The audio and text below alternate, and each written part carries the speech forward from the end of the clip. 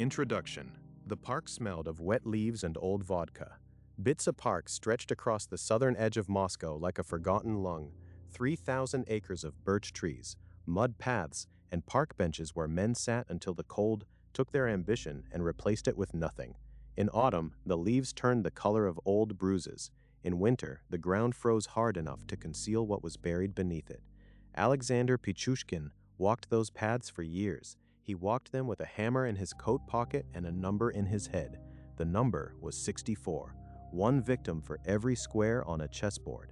He was not rushing. He was not angry, not in the way you might expect. He was methodical. He was patient. He was, to everyone who knew him, simply the quiet man from the apartment building who liked to play chess in the park. The bodies began appearing in 2001, skulls fractured from behind, faces pressed into the cold dirt. The local militia, Moscow's overworked, underfunded street police, filed the reports, noted the injuries, and moved on to other things. Russia in those years was sorting out its new borders, its new oligarchs, its new fears. A few dead drunks in a South Moscow park did not make the urgent pile. Pichushkin kept his count in his head.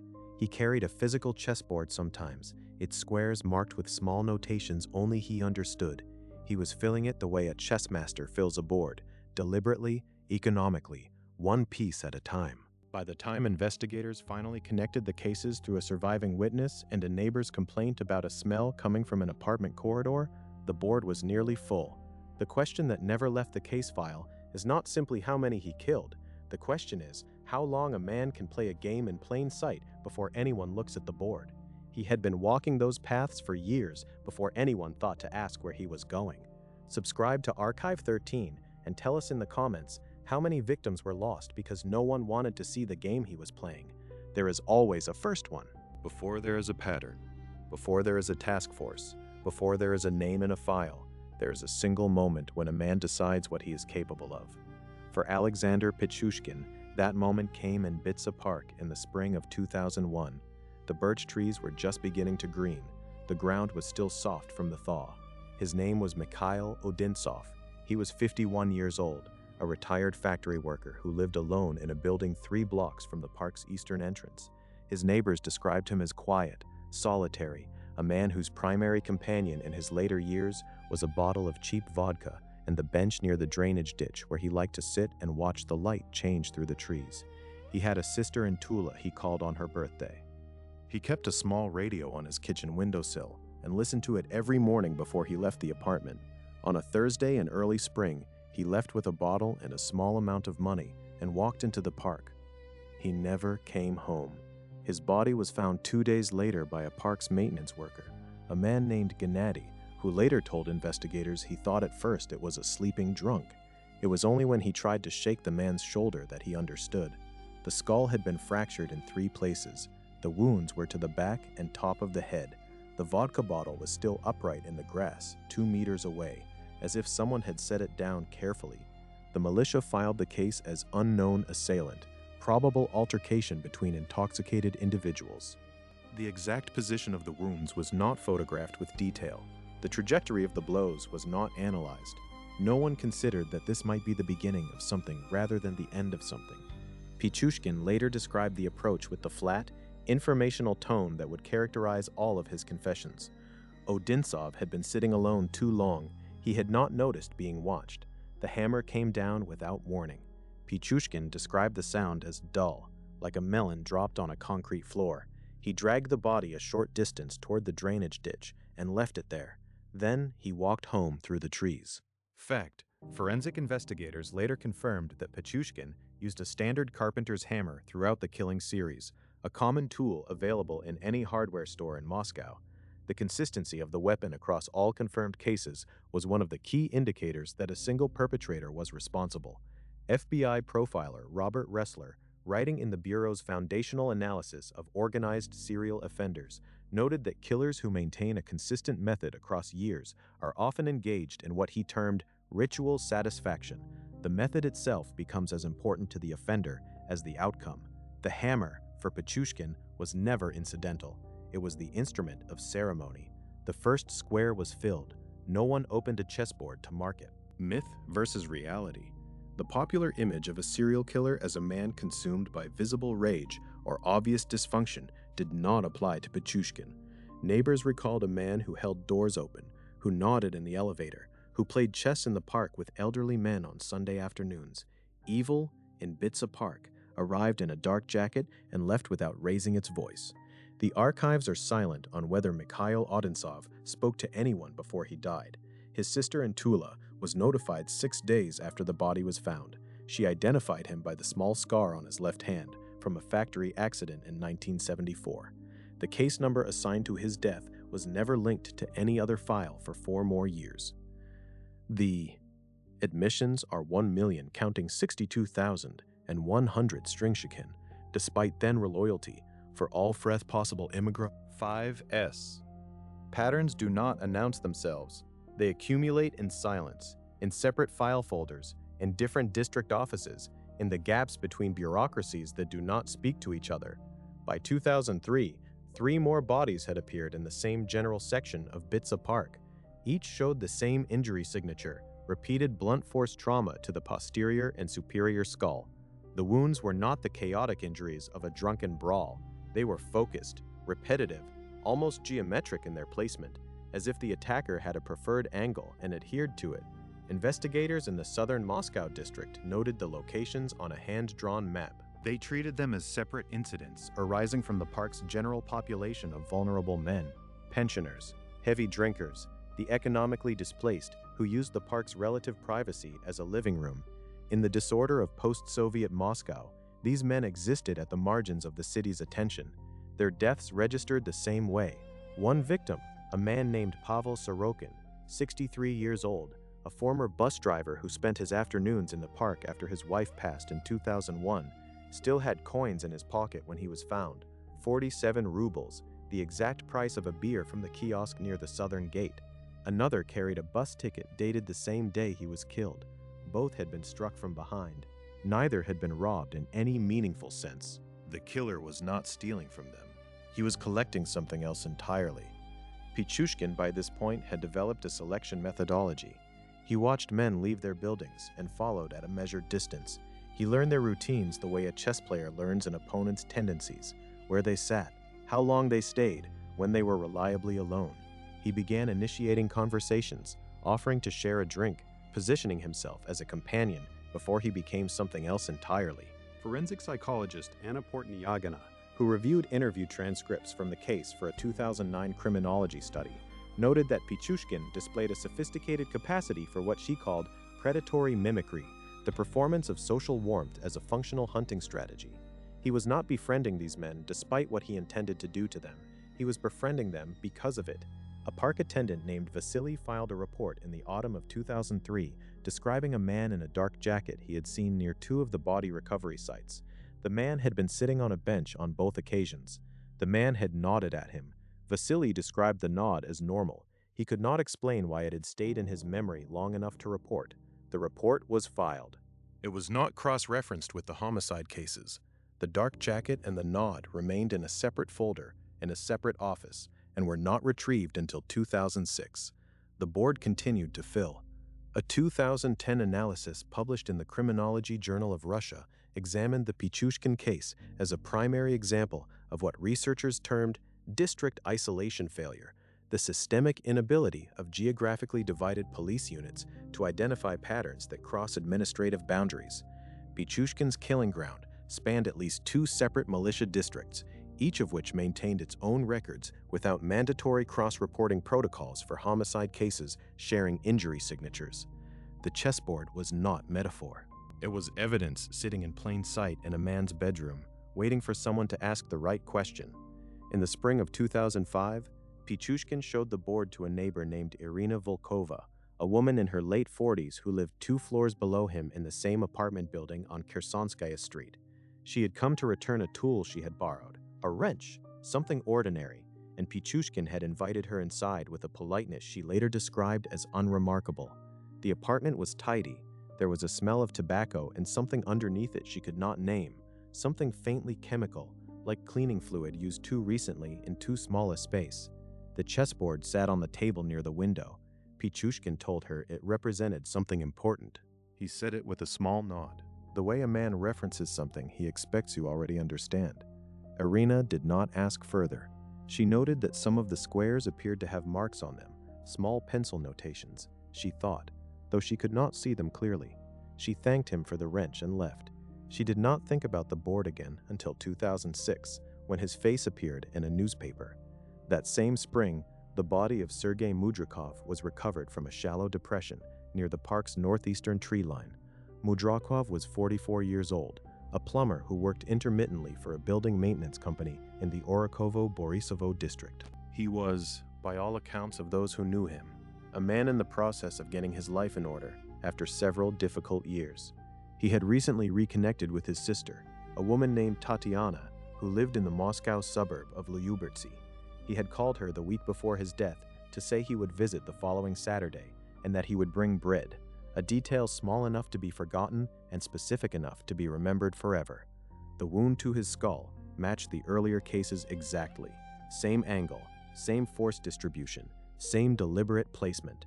Police listed the death as random violence, probable altercation, unknown assailant. By 2005, at least 11 deaths in Bitsa Park shared the same forensic signature. No single investigator had reviewed all 11 cases simultaneously. The files existed in 3 separate district archives. The hammer, consistent in head size and strike pattern across all cases, was not identified as a linking factor until a forensic review was ordered in late 2006. The pattern was there. It had always been there. No one had looked at all the pieces at the same time. Forensic psychiatrist Dr. Alexander Pichushkin, who would later evaluate Pichushkin for the Moscow court and who had previously built the psychological profile that led to the arrest of Andrei Chikatilo in 1990, noted in his 2007 evaluation report that Pichushkin demonstrated what he classified as organized predatory ideation with symbolic reinforcement structure. The chessboard was not decorative, it was functional. It imposed a narrative order on actions that might otherwise feel, even to their perpetrator, random and incomplete.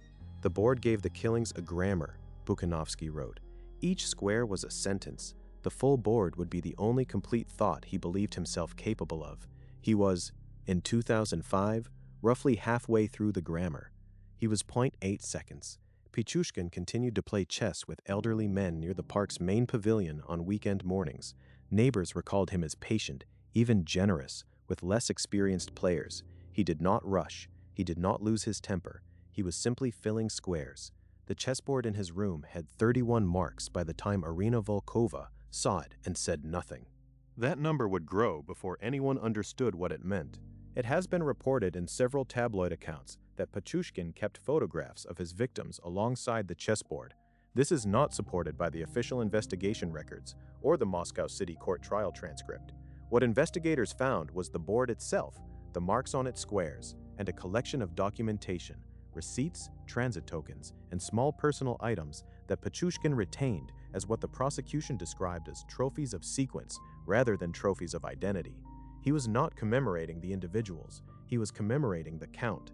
The pace changed in 2005, where Pichushkin had moved carefully in the early years, one killing, then weeks of nothing, then another. He began to accelerate. He killed on consecutive weekends through the summer and into the autumn. The hammer blows became more practiced, more economical. He had developed what investigators would later describe, in the dry language of forensic reports, as a repeatable strike sequence, the same angle, the same follow-through, the same distance from the target's position to where he stood when the first blow landed. He was getting better at it. That is the cold fact of it. He was improving. His victims in this period included a pensioner named Viktor Nikitin, 67, a retired schoolteacher who spent his afternoons feeding pigeons near the park's central fountain. Viktor had 2 grandchildren whose photographs he kept in his wallet, a girl named Masha, age 7, and a boy named Dmitry, age 4. The photograph was found on his body and returned to his daughter in a sealed envelope by a militia officer who did not speak when he handed it to her. She did not open the envelope for 3 days. Another victim, Alexei Gorin, 58, had been walking to a kiosk to buy cigarettes when Pichushkin approached him near the tree line and offered to share a bottle. Gorin had a younger brother named Konstantin, who would spend 2 years after the murder filing requests for information that the district militia office did not have the organizational capacity to answer. Another victim had been walking to cigarettes proper agent 16 years ago, and no one noticed had he been missing. 8S. Investigators had by this point begun to acknowledge, internally if not publicly, that something was wrong in Bitsa Park. The geographic cluster was undeniable, the injury pattern was consistent, but the suspect pool, men who spent time in the park, who drank, who fit the general profile of the victim's social circles, was enormous and largely undocumented. There was no central database, there was no coordinating investigator.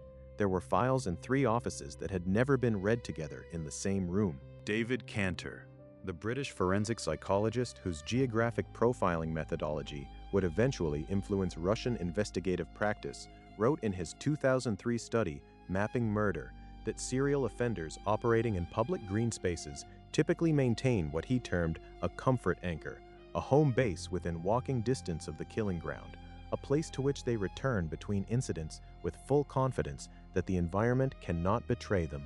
Pichushkin's apartment was 11 minutes by foot from the park's eastern entrance. He had lived there his entire adult life. The park was not a hunting ground he traveled to. It was his neighborhood. He passed the families of the dead on the stairs.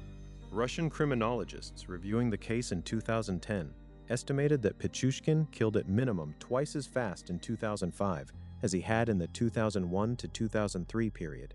Acceleration in killing frequency is a documented behavioral marker in organized serial offenders, often correlated with decreasing psychological inhibition and increasing confidence in the absence of investigative response. Put plainly, he was speeding up because nothing was stopping him. The tension in the neighborhood had no name yet.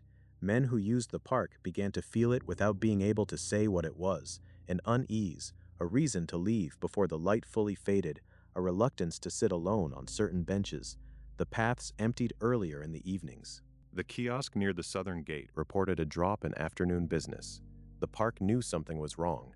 The files did not. His name was Nikolai Zakharchenko. He was 43 years old, a maintenance worker who lived in the same general district as Pichushkin and who had, on a Tuesday evening in the spring of 2006, accepted an offer to share a drink from a quiet man he had seen occasionally in the park. Zakharchenko later told investigators he had thought nothing of it. Men shared drinks in the park. It was ordinary. The man had been pleasant. He had talked about chess. Then the hammer came down. But Nikolai Zakharchenko did not die. The blow struck the back of his head and drove him to the ground. Pichushkin, for reasons the forensic record does not fully explain, and which Pichushkin himself addressed only obliquely in later interrogations, did not continue. Perhaps he was disturbed by a sound. Perhaps the angle was wrong. Perhaps, as Dr. Bukhanovsky later speculated, there was a momentary fracture in the ritual that disrupted its completion. Whatever the reason, Zakharchenko was left on the ground, bleeding but alive, and Pichushkin walked away through the trees. The single decision not to finish what he started would end everything. Zakharchenko survived with a serious skull fracture and a memory that remained, despite the trauma, remarkably precise. He remembered the face. He remembered the jacket, dark, mid-length, with a worn collar. He remembered the smell of it, something between tobacco and the particular staleness of an apartment where the windows are rarely opened. He remembered the quiet way the man had approached, the unhurried quality of it, the absence of any warning signal that would have told him to run. He described all of this to investigators in a hospital room with a drainage tube in his skull and an officer sitting beside him with a notebook. Police sketches were drawn. The sketch was distributed to district militia offices and cross-referenced against residents in the park's immediate surrounding area. Pichushkin's name surfaced within days, a routine residential check. A man in his 30s who lived 11 minutes from the park's eastern gate, who had no serious criminal record, who was known to spend time in Bitsa Park regularly. He was brought in for questioning. He was calm, cooperative. He answered questions in a measured, organized way that investigators found, as one officer later described it, more unsettling than denial would have been. He did not fill silences nervously. He waited them out. But the evidence was moving now. The surviving witness, the geographic connection, the injury pattern from the cold case files that someone had finally pulled together into a single review folder. The threads were converging. Pichushkin sensed the perimeter closing. He killed 2 more men in quick succession in the weeks following his initial questioning, as if trying to complete rows on the board before the game was taken from him. Forensic investigators later confirmed that the 2 killings following Pichushkin's initial questioning represented the most compressed timeline in the entire case, less than 8 days between the 2 deaths. Behavioral analysts characterized this acceleration as consistent with end-phase urgency, a documented pattern in which an organized offender who senses investigative pressure attempts to reach a self-defined threshold before capture. He was trying to finish the board. Myth versus reality. It has been suggested in several media accounts that Pichushkin was caught because he became careless or emotionally unstable near the end. The record does not support this. He was caught because one man survived and could describe him. The system did not close around Pichushkin because it had become more effective. It closed because he had made, for the first time in 5 years, a mistake he could not correct. Wearing a small simple hat, Nikolai Zaharchenko was discharged from hospital 6 weeks after the attack. He testified at trial in 2007 with the same careful precision he had shown in the hospital room. He identified Pichushkin from a lineup without hesitation. He described the hammer, the angle, the quiet approach, the smell of the coat. He was alive. He was the reason the board was never completed. The 63rd square stayed empty.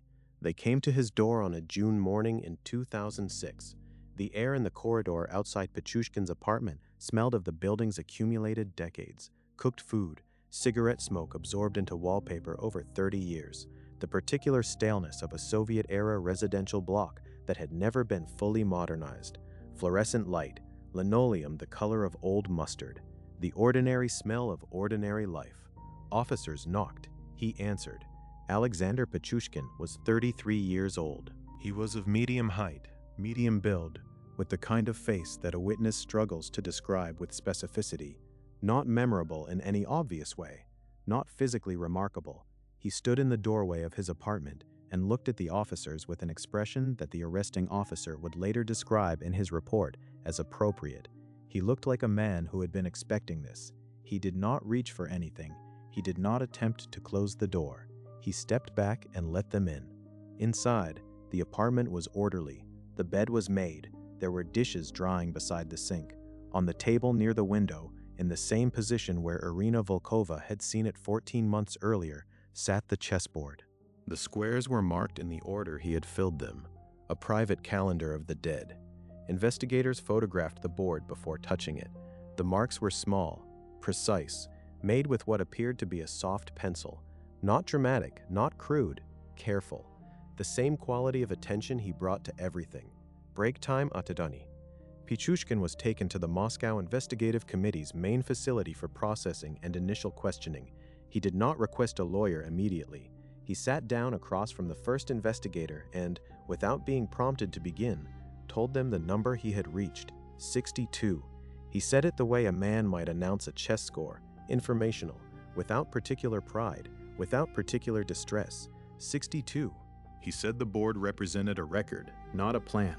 The plan had always been 64, but 62 was the count as of the morning he was arrested, and he wanted that number to be accurate.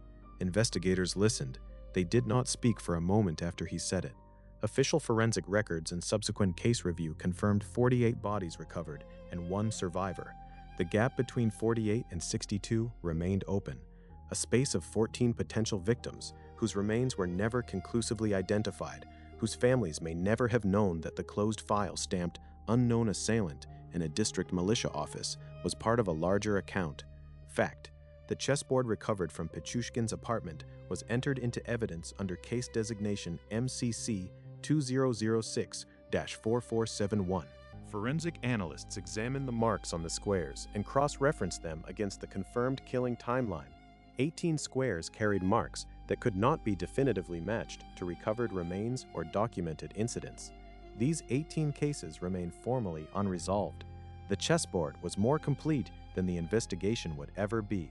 Dr. Alexander Bukhanovsky, who interviewed Pichushkin in custody over multiple sessions prior to trial, later wrote that the moment of arrest presented a particular psychological signature he had encountered only once before, in his interviews with Andrei Chikatilo in 1990.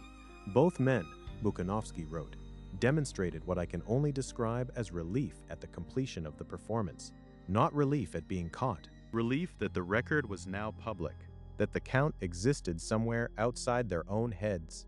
For Pichushkin, capture was not the end of the game, it was the publication of the score. The hammer was recovered from the apartment. It was clean. It had been cleaned many times. Forensic analysis identified trace biological material in the grain of the wooden handle that cleaning could not fully remove. The handle was matched through material analysis to hammers sold at a hardware chain in the Orikovo-Borisovo district beginning in the late 1990s. It was a common tool, sold in thousands, found in half the toolboxes in Moscow. He had carried it in his coat pocket through the birch trees for 5 years. Myth versus reality. Early reporting following the arrest suggested that Pichushkin had confessed immediately and completely. The fuller record shows a more methodical process. Initial admissions were partial. Full disclosure of specific incidents emerged over multiple interrogation sessions spanning several weeks. Pichushkin was not forthcoming so much as he was precise. He corrected the investigators' timeline when they had details wrong, but he released information at his own pace, in the order he chose, maintaining control of the narrative even in custody.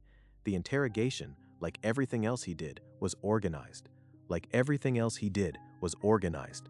Like everything else he did was organized. Like everything else he did was organized. Like everything it was in going to 5S.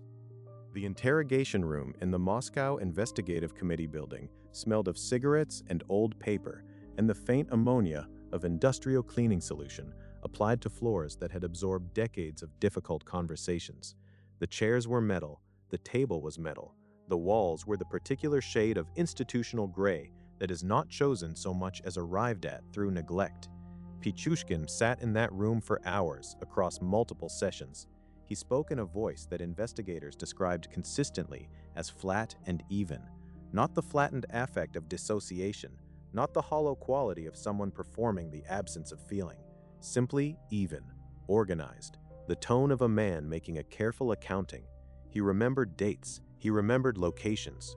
He described the specific quality of light in the park on certain afternoons, the sound of traffic from the ring road beyond the tree line, the way the ground changed texture between the maintained paths and the unprepared ground near the drainage channels. He described the approach to each victim with what the lead investigator, writing in his case summary, called instructional clarity, as if he were explaining a procedure to a student. He corrected small errors in the police timeline. When investigators presented reconstructed sequences of events that were slightly wrong, he said so. He was more invested in the accuracy of the record than they were. He explained the chessboard again, in greater depth this time. Without it, he said, the killings would have meant nothing. They would have been random, disconnected. The board gave them a structure, a direction, a completion point. The 64-square target was not arbitrary. He had chosen it because 64 was finite, because it had an end, because the end was as important as the beginning. He knew what the last square would feel like. He had been moving toward it for years. Dr. Bukhanovsky, reviewing the transcripts, noted that this framing, the board as meaning maker, the numerical target as the source of purpose rather than the killings themselves, was a highly unusual cognitive structure, even among offenders with organized predatory profiles. Most organized offenders, Bukhanovsky wrote, invest meaning in the act itself or in the specific victim. Pichushkin invested meaning in the sequence. The individual deaths were almost incidental to him. They were positions on the board. What mattered was the shape of the whole. This is what made the chessboard so critical as evidence. It was not simply documentation, it was the actual structure inside which the killings existed. Remove the board, and nothing he had done carried coherence for him. The board was the reason. Fact. Over the course of formal interrogations conducted between June and September 2006, Pichushkin made admissions relating to 62 separate incidents. Of these, 48 were corroborated through physical evidence, victim identification, or witness testimony. 14 admissions could not be corroborated within the time frame of the pre-trial investigation. These 14 incidents were noted in the indictment but were not included in the final charge count, as Russian procedural law at the time required corroborating evidence for each individual count. The tape recorders ran through full cassettes and were replaced and ran again. The sessions lasted 4, 5, 6 hours. Pichushkin did not appear to tire. He did not ask for breaks with any urgency. He drank the tea that was brought to him and continued. He described Viktor Nikitin, the retired teacher who fed pigeons near the central fountain. He described the photograph of the grandchildren, which he had noticed in the wallet and which he had left untouched. He described Sergei Mudrikov, who had been planning to bring bread to his sister. He described each man with a specificity that confirmed he remembered them, not as people, precisely, but as positions, as squares that had been empty and were now filled. The investigators listened. They wrote everything down. Outside the building, Moscow moved through its summer the way it always had, loud, indifferent, vast. Inside the room, the record was being completed. The Moscow City Court proceedings against Alexander Pichushkin opened in September 2007. The courtroom was not large enough for everyone who wanted to be in it. Family members of the identified victims filled the public gallery. Some had traveled from outside Moscow. Some had waited more than 5 years for this room, this proceeding, this moment when the state would formally speak the name of what had happened to their fathers, their brothers, their sons. Pichushkin was transported each day from the detention facility in a vehicle with a police escort. He entered the court in a glass cage, the standard enclosure for defendants in serious Russian criminal proceedings, and sat with his hands in his lap and his face arranged in the careful neutrality that had characterized everything about him since his arrest. He did not scan the gallery. He did not seek out faces. He looked, when he looked at anything, at the prosecutor's table or at the judge. The reading of the charge list took the better part of a morning. Each name on the list was spoken aloud into the formal record. Viktor Nikitin, Sergei Mudrikov, Pavel Sorokin, Alexei Gorin. 48 names, 48 lives reduced in this room to case numbers and dates and the clinical language of cause of death. Blunt force trauma to the cranium. Blunt force trauma to the cranium. The phrase repeated until it stopped sounding like language and became something more like weather. The defense argued diminished responsibility. They presented psychiatric testimony suggesting that Pichushkin's behavior arose from a severe personality disorder that impaired his capacity for rational judgment. The argument was not frivolous. Pichushkin's psychological profile was genuinely complex, and Bukhanovsky's own evaluation had identified significant pathological features. The prosecution countered with the chessboard, with the methodical selection of victims, with the 5-year span of calculated operation, the careful attention to detection avoidance, the correction of investigative errors during interrogation. A man without the capacity for rational judgment does not correct the police timeline.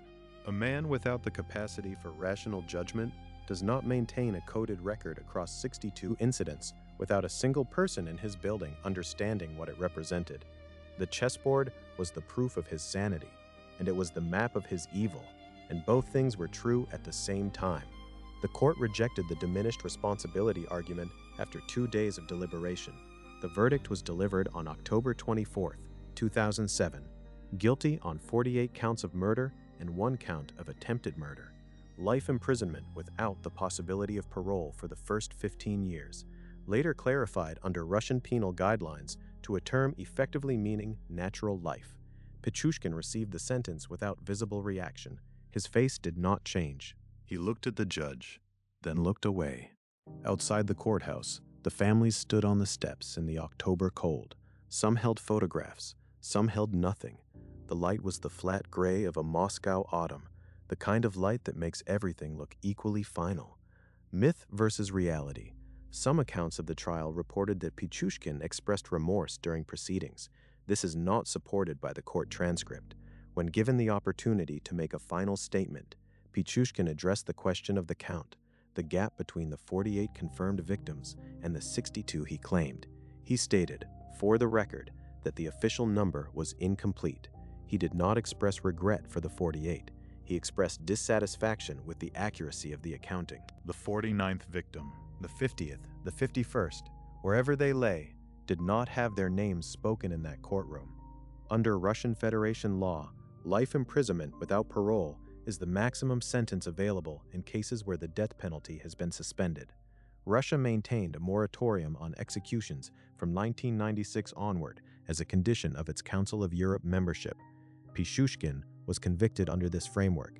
He remains incarcerated at a maximum security penal colony. After sentencing, the work continued. The investigation did not close with the verdict. It could not.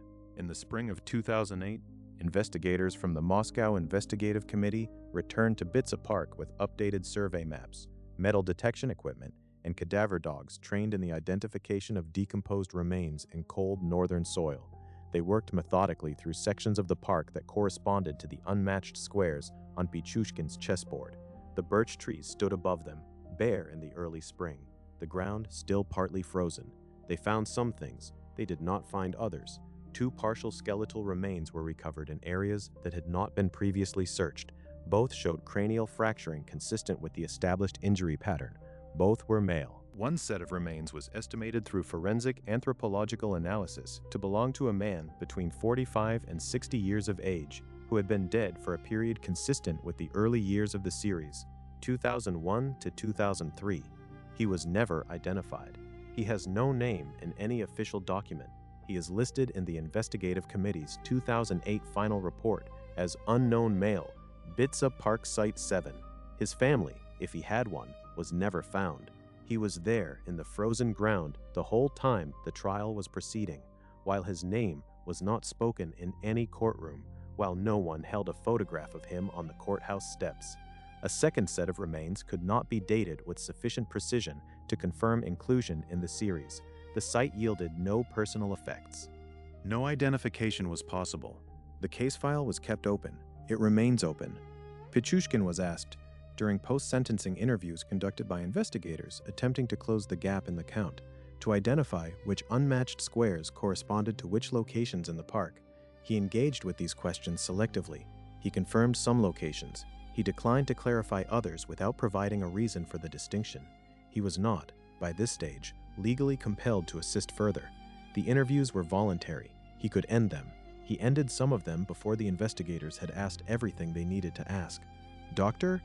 Bukhanovsky, who continued to review materials from the case after the trial for academic purposes, wrote that this selective cooperation was entirely consistent with the control structure he had identified throughout the case.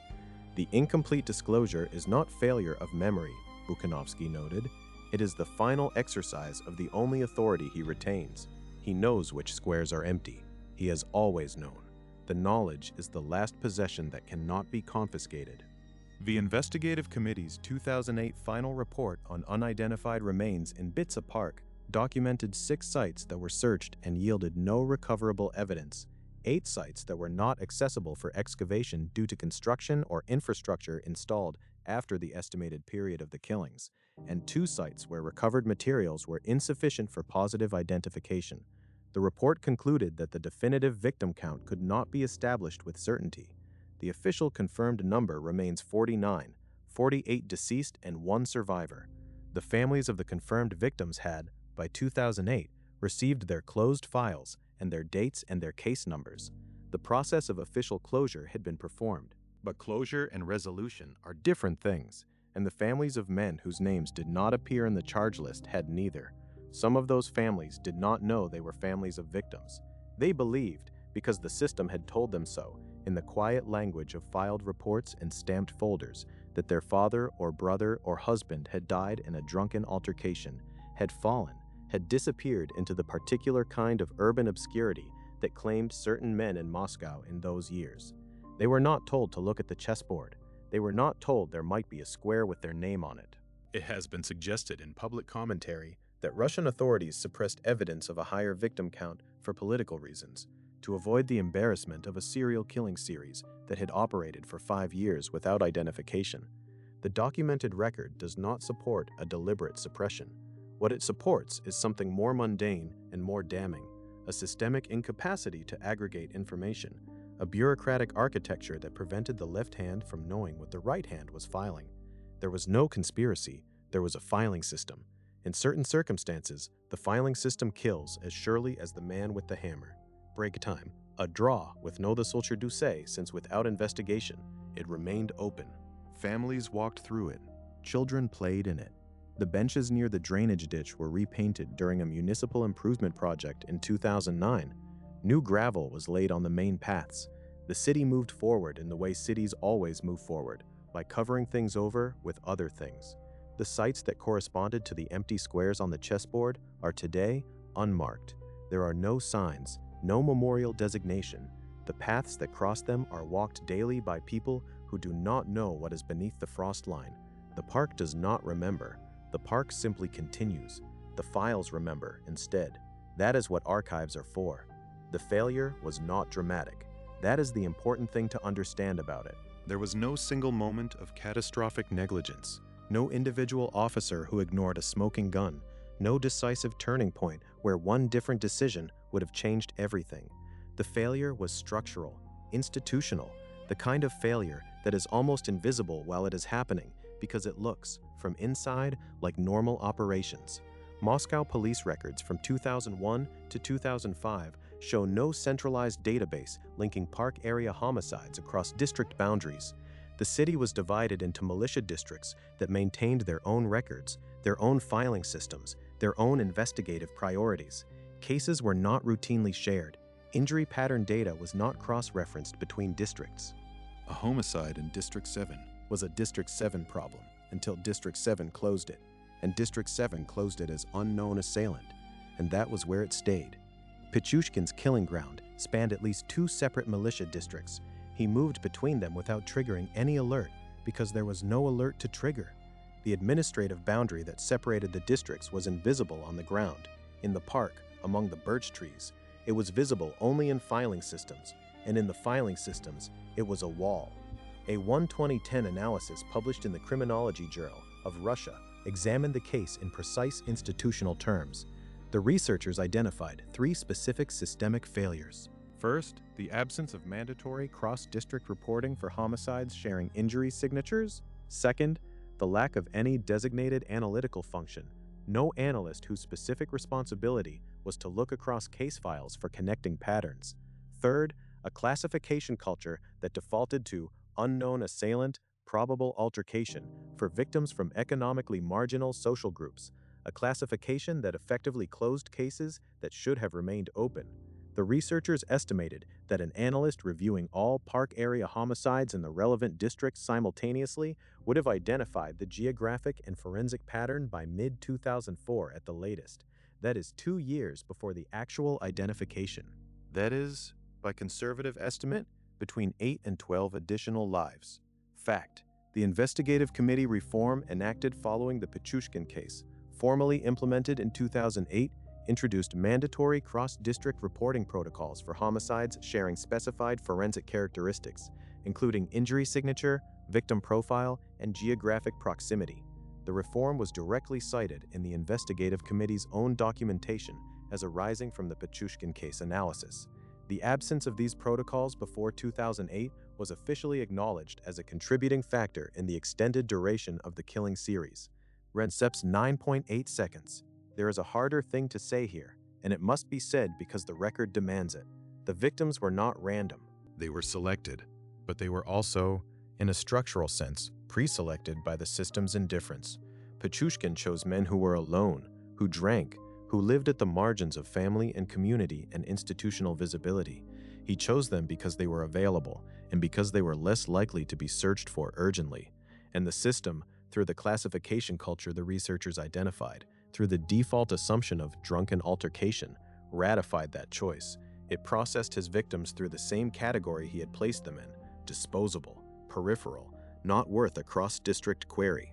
David Cantor, writing on the sociology of serial murder investigation, noted that offenders operating against marginalized victim populations enjoy what he termed institutional camouflage, a condition in which the system's own classification practices create a protective layer around the killer's activities.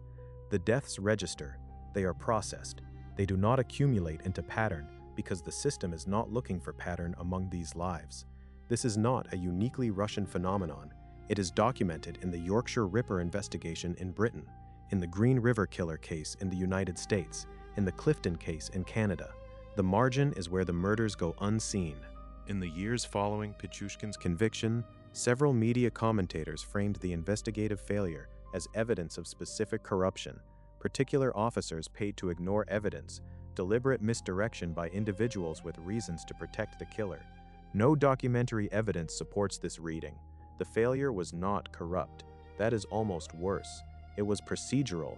It was the natural output of a system operating exactly as designed, producing exactly the results its architecture made inevitable.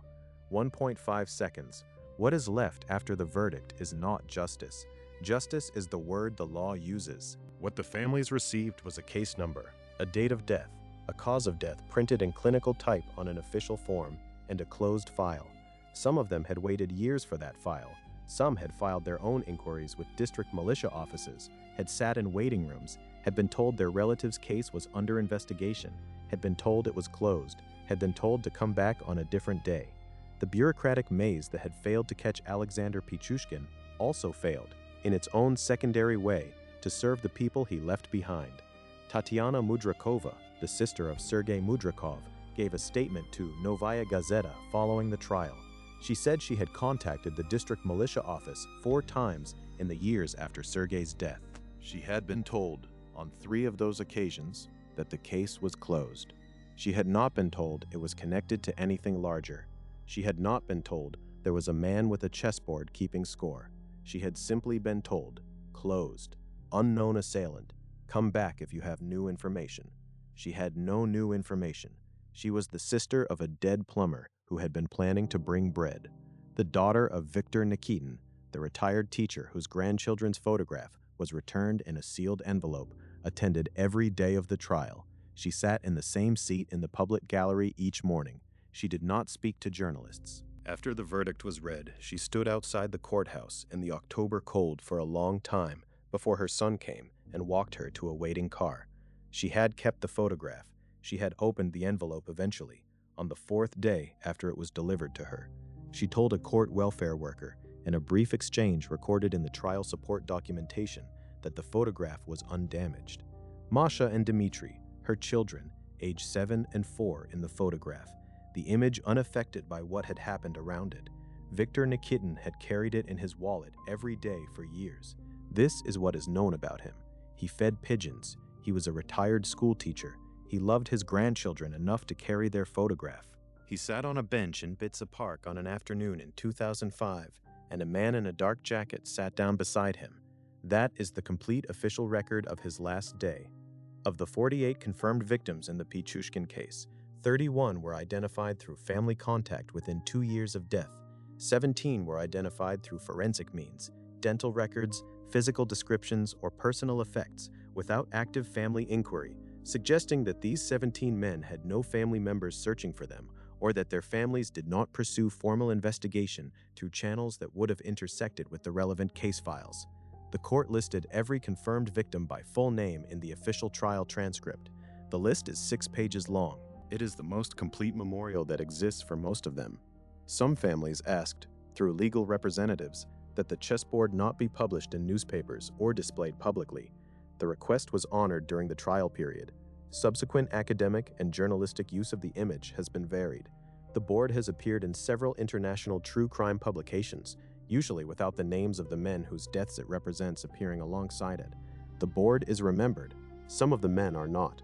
Konstantin Gorin, the younger brother of Alexei, spent 2 years filing requests with the district militia office.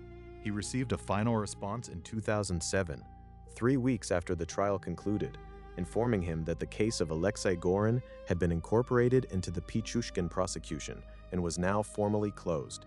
He told a journalist from Novaya Gazeta that the letter arrived on a Tuesday. He read it at his kitchen table. He folded it carefully and put it in a drawer. He said he did not know what else you were supposed to do with it. The popular narrative around family responses to serial murder cases tends toward dramatic public advocacy, the families who become activists, who push for legislative change, who appear on television. Some families in this case did speak publicly and constructively. The investigative committee reform of 2008 was supported in part by testimony from family representatives, but many families did not speak publicly. Many simply received their files and their dates and went home and tried to live with the weight of knowing how their person died, and who did it, and how long it took anyone to notice. Their grief does not require a dramatic form to be real. The penal colony north of Moscow, where Alexander Pichushkin was transferred following sentencing, is a facility designed specifically for offenders convicted of the most serious crimes under Russian law. The conditions are severe. Isolation is standard. Contact with the outside world is heavily restricted. The Russian penal system's highest security designation is not a comfortable place, and it is not intended to be. Pichushkin adapted to it. Guards at the facility reported, in statements compiled for a 2010 criminological review, that Pichushkin was a compliant prisoner. He followed instructions without resistance. He did not present behavioral management problems. He did not become involved in the internal social dynamics of the prison population in ways that required intervention. He was, to use the clinical language of custodial assessment, low maintenance. This, the review noted, was consistent with his pre-arrest behavior, a man whose internal life was entirely self-contained, who did not require external validation or social friction to function. He asked, in his first months at the facility, for a chessboard. The request was denied. He gave occasional interviews to researchers and journalists in the years following sentencing. The interviews were controlled by the facility's administration and were granted selectively. In these interviews, Pichushkin continued to speak of the chessboard as the central organizing principle of the killing series. He did not express remorse in any interview that has been made available for review. He expressed, in some sessions, a form of aesthetic dissatisfaction with the incomplete count, the gap between 62 and 64, the two unfilled squares at the end of the board. Michael Stone, the Columbia University forensic psychiatrist who developed the gradations of evil scale and who reviewed the Pichushkin case in his 2009 study, The Anatomy of Evil, classified Pichushkin at the highest level of his scale, Category 22, defined as multiple vicious murders, especially with torture, but noting that in Pichushkin's case, the defining characteristic was not sadism, but what Stone termed numerical compulsion, the subordination of human life to an abstract counting system. Stone wrote that this made Pichushkin unusual, even among the most severe offenders, and, in some respects, more difficult to comprehend, precisely because the frame of reference is so alien to normal human experience. He was not killing from rage. He was not killing from hatred. He was filling squares. A small pencil drawing of a chessboard was found in Pichushkin's cell during a routine search approximately 11 months after his transfer to the facility. The drawing depicted a standard 8x8 board with marks on certain squares. Facility administration confiscated the drawing. It was photographed before confiscation, and the image was added to the case file. Guards reported that Pichushkin did not protest the confiscation and did not, to their knowledge, attempt to recreate the drawing. No further killings were attributed to Pichushkin after his arrest. This is not a remarkable statement. He was in custody, and the opportunity for further action did not exist. But it is worth noting in the context of what investigators had initially feared, that there might be an accomplice, a second actor continuing the series. There was not. The series ended with his arrest as completely as if a switch had been thrown. Whatever he had needed the board to provide, custody had removed it. The game was over. The board was in an evidence locker. The squares were marked as far as they went. He had not finished it. He has not spoken publicly about whether this matters to him. The interview records are silent on the question. Perhaps no interviewer has asked it in precisely those terms. Perhaps he has chosen not to answer. The two empty squares remain the only part of the record that belongs entirely to him. A chessboard sits in an evidence locker in a Moscow Investigative Committee facility. It has been there since June 2006. The marks on its squares have not been publicly released in full. What has been released, through court proceedings, academic study, and limited journalistic access, is partial. A portion of the marks, a partial accounting of a partial count. The board is 64 squares, 32 light, 32 dark. The marks Pichushkin made are in soft pencil, small, precise, consistent in size and placement. They look, in the photographs that have circulated in academic literature, like the notation system of a careful player tracking a long game, which is exactly what they are. 48 squares can be matched to confirmed remains. One square corresponds to the surviving witness, Nikolai Zakharchenko, the maintenance worker who did not die and who sat in a courtroom in 2007 and identified the man who had struck him. 14 squares cannot be definitively matched to any documented incident. 2 squares are unmarked. The board ends at 62 and then stops. The question that the case file never formally closes is whether every marked square corresponds to a death. Pichushkin said 62.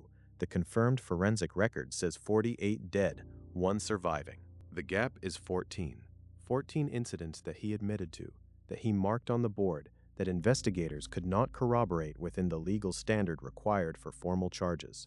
Those 14 incidents, if they represent real deaths, represent 14 people who do not have a square in the official record, who are listed, if they are listed anywhere, under case numbers in district files stamped unknown assailant, whose families received a closed file or nothing at all, who exist in the archive only as the space between what a man told his interrogators and what could be proven. Fact: the chessboard entered as Exhibit A in case MCC 2006-4471 has been the subject of 3 formal academic requests for full photographic access since 2008. All 3 requests were denied by the investigative committee on grounds of ongoing investigative relevance, a classification that, under Russian procedural rules, can be maintained indefinitely for cases in which the question of additional unidentified victims remains formally unresolved. The board is, in the legal sense, still evidence in an open case. Bitsa Park is still open. It covers 3,000 acres of the southern Moscow metropolitan area. Families walk through it on weekends. Children use the paths that run between the birch trees. The maintenance workers move through it in their orange vests, collecting leaves in the autumn, gritting the paths in winter. The kiosk near the southern gate sells beer and cigarettes and sandwiches wrapped in cellophane. The benches have been repainted more than once since 2006. The drainage ditch near the eastern tree line has been partially rerouted as part of a municipal water management project. The precise location where Mikhail Odintsov was found in 2001, the first square, the beginning of the game, is today indistinguishable from the surrounding ground. There is grass there. There is birch shadow. There is the ordinary sound of wind in ordinary trees. The park does not know what happened in it. Only the archive knows. The archive knows because archives are what is left when the living cannot bear to keep carrying the weight of a thing. When the event is too large and too cold and too precise to hold in human memory without being transformed into something smaller and more bearable, the archive takes the weight. The archive holds the dates and the names and the injury reports and the chessboard photograph and the 6-page list of victims read aloud in a Moscow courtroom in September 2007. The archive holds the question that no court resolved. What number would have been enough for him to stop? The case file offers no answer. The interrogation transcripts offer no answer. Pichushkin himself, in every interview conducted across 17 years of incarceration, has not provided one. 64 was the target. He reached 62. Whether the 2 empty squares represent mercy or interruption, or simply the way any game ends abruptly, mid-sequence, before the final move is made, is not recorded anywhere in the file. Some questions belong to the archive permanently. This is one of them. Conclusion. The case of Alexander Pichushkin closed with a life sentence and a partial count. The chessboard stayed behind as the only record that matched the killer's own accounting. The confirmed dead, number 48. The survivors, number 1. The gap between those numbers and the 62 he claimed belongs to no one and everyone. Mikhail Odintsov, 51, retired factory worker, is the first name in the file. He fed himself with cheap vodka and a small amount of money and sat on a bench in a park near his apartment building. He had a sister in Tula who called on his birthday. He has a case number. He has a date of death. He has a place in the 6-page list read aloud in a courtroom. He has this record. That is what the archive can give him. It is not enough. It is what remains. The chessboard sits in its locker, in its building, in its city. The marks are still there, in the order Pichushkin made them, across the squares of a board that will never be completed. The 2 empty squares at the end are not tragic or meaningful in any way that provides comfort. They are simply empty. The game stopped before it finished, the way games do, the way everything does. What is left is the file. What is left is the record. What is left is 48 names and 1 survivor and 14 open questions and a park that still smells of wet leaves in October, the same as it always has, indifferent and enormous and full of birch trees that do not remember anything. The archive remembers. The archive is why we are here. Subscribe to Archive 13 and tell us in the comments which cold case should we open next. Every name in this archive was a person. Every file is real. Nothing buried stays buried forever. Sources and references: Moscow City Court, 2007. Trial transcript of Alexander Pichushkin. Case designation MCC 2006-4471. Moscow City Court Archives, Moscow, Russian Federation. Russian Ministry of Internal Affairs, 2006. Investigation summary of Bitsa Park homicides, 2001 to 2006. Internal Investigative Report. Reference MWD by P.H. 2006. Moscow. Investigative Committee of the Russian Federation, 2008. Final Report on Unidentified Remains and Outstanding Case Elements in the Pichushkin Series. Official publication, Moscow. Federal Bureau of Investigation, 2008. Serial Murder, Multidisciplinary Perspectives for Investigators. National Center for the Analysis of Violent Crime, U.S. Department of Justice, Quantico, Virginia. Buchanovsky, Alexander O., 2007. Psychological Evaluation Report on Alexander Pichushkin, prepared for the Moscow City Court. Serbsky National Medical Research Center for Psychiatry and Narcology, Moscow. Hare, Robert D. 1993. Without Conscience, The Disturbing World of the Psychopaths Among Us, Guilford Press, New York. Stone, Michael H., 2009. The Anatomy of Evil, Prometheus Books, Amherst, New York. Cantor, David, 2003. Mapping Murder, The Secrets of Geographical Profiling, Virgin Books, London. Ressler, Robert K., Burgess, Ann W., and Douglas, John E., 1988. Sexual Homicide, Patterns and Motives, Lexington Books, Lexington, Massachusetts. Novaya Gazeta, 2007. Trial Coverage and Victim Family Testimony, The Pichushkin Proceedings, Novaya Gazeta Editorial Archive, issues September through October 2007, Moscow. TASS News Agency, 2007. Official Statement on Sentencing in the Pichushkin Case, TASS State Archive Reference 2007-1024-CR, Moscow. Criminology Journal of Russia, 2010. Systemic Coordination Failures in the Investigation of Serial Homicide, a Case Analysis of the Bitsa Park Series, Volume 4, Issue 2, Russian Criminological Association, Moscow. Moscow Police District Administrative Review Board, 2008. Internal Assessment of Cross-District Reporting Failures in Homicide Cases, 2001 to 2006. Administrative Reference, MPD DRAB 2008017, Moscow. Portnagina, Anna V., 2009. Predatory Mimicry and Organized Offender Psychology, Behavioral Analysis of the Pichushkin Interrogation Transcripts, Journal of Forensic Psychiatry and Psychology, Volume 20, Issue 3, Routledge, London.